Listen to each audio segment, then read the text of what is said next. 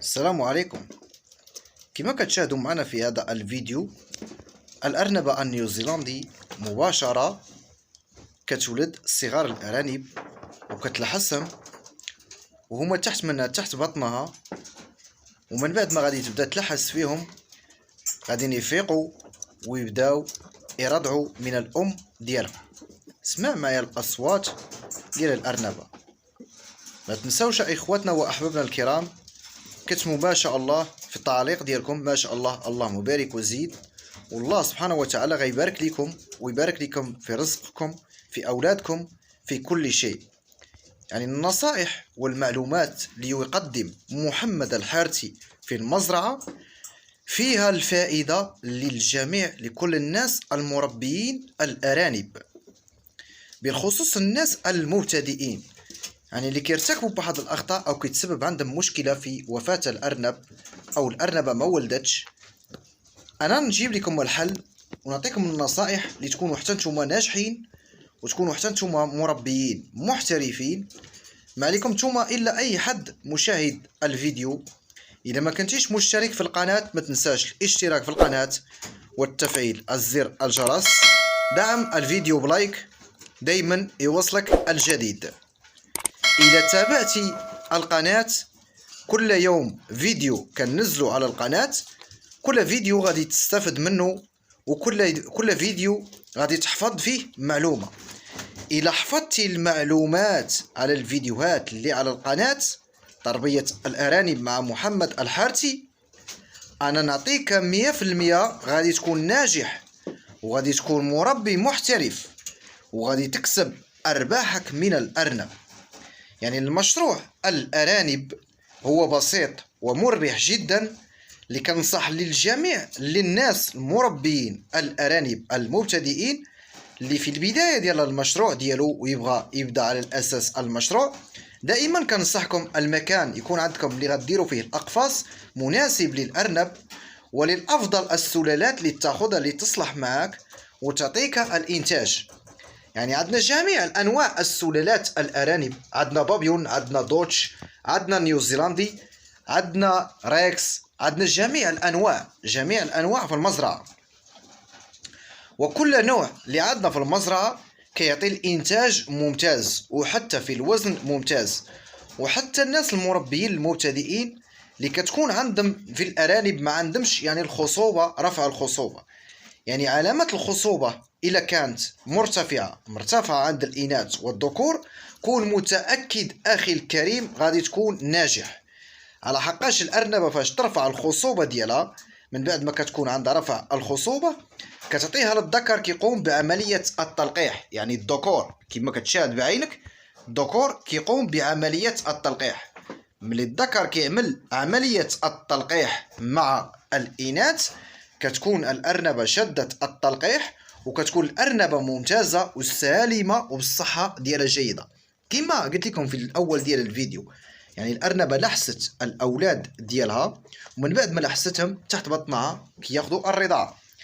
المربي المبتدئ يعني في البداية ديالو، ملي الأرنبة كتولد وتخرج من عش بيت الولادة، لازم أي مربي يفحص الأرانب والعدد ديال الصغار، يعني اللي يكون واحد ميت أو يكون دم في عش بيت الولادة ليسبب أمراض للأرانب الصغار اللي مجموعين، لازم تقلبهم. كاين المبتدئ اللي كيقول لك تاكل الأولاد إلا قلبتي أولادها، وكاين اللي ما كيبغيش يلمس الأولاد ديالها. هذه معلومة غلط. يعني قناة تربية الأرانب مع محمد الحارثي توصل أفكار نجاح المشروع الأرانب باش كل المربي ينجح. وإلا حبيتي أخي أختي الكريمة تنجحي في المشروع، أي فيديو نزلته على القناة يعني تتابع المعلومة وتستمع الكلام اللي كنتكلم فيه، يعني باش يكون المعلومة وصلت بالطريقة الصحيحة، مش تشوف غير صور وعقلك غائب، يكون عقلك حاضر وعينيك على الفيديو. هنا الأرنبة ملي ولدت ما شاء الله، يعني من بعد 10 أيام أو 8 ديال الأيام غادي ترفع الخصوبة وغادي نقدمها ثانيا للذكر باش تكون عشرة. علاش باش تكون عشرة؟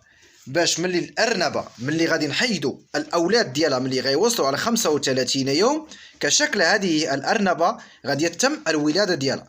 يعني كتكون سلسله ديال التلقيح والارنبه في الولاده ديالها. يعني الولاده ديال الارنبه هي اللي تعطيك الارباح، هي اللي تعطيك النجاح. ولكن كيفاش الارنبه غادي تعطيك الاولاد؟ يعني الارنبه باش تعطيك الاولاد وتعطيك النجاح وتعطيك الارباح هي بيد المربي اللي هو كيقلب الارانب واللي هو يربي الارانب باش يشوف يعني الارانب اللي عندهم ممتازه خاصو كيفاش يتعامل معهم بالطريقه الصحيحه. اذا تعاملتي مع الارانب اخوتنا الكرام بالطريقه الصحيحه، اذا تعاملتي بالطريقه الصحيحه كون متاكد 100% غادي تكون ناجح وغتكون مربي محترف. ما غاديش تشوف مشاكل، ما غاديش تشوف خسائر، ما غاديش تشوف اخطاء. سبحان الله العظيم. اللهم صل وسلم وبارك على سيدنا محمد صلى الله عليه وسلم. أحبابنا الكرام، يعني مباشرة الأرنبة ولدت وشاهدتوها بعينيكم ولدت، وكما وعدتكم في الفيديو أي مربي مبتدئ ما كيقول ما تفحش الصغار الأرنب، هذه معلومة غلط.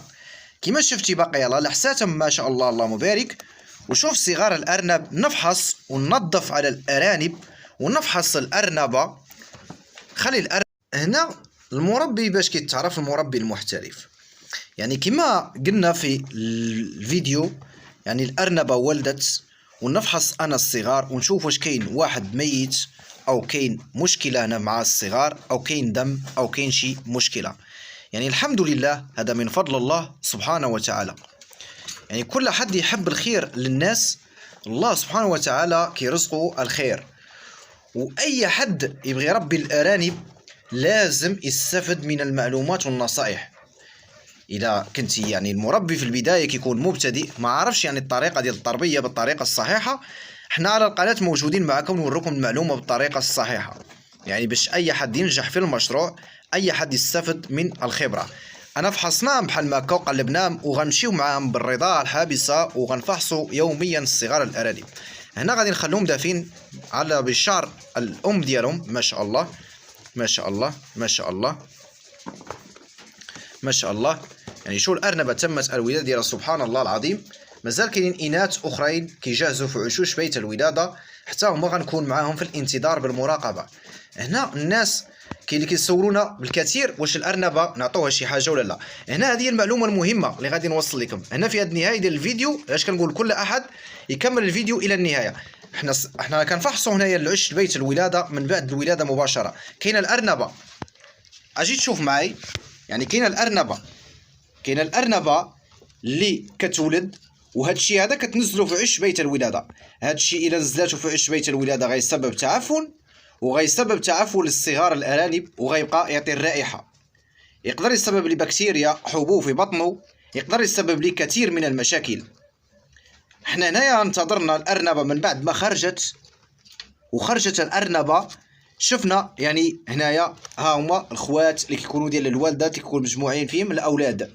هنا كاين اللي كيقول باللي هذا لاحظ شي حاجه او نعمل الارنبه شي دواء او شي ادويه.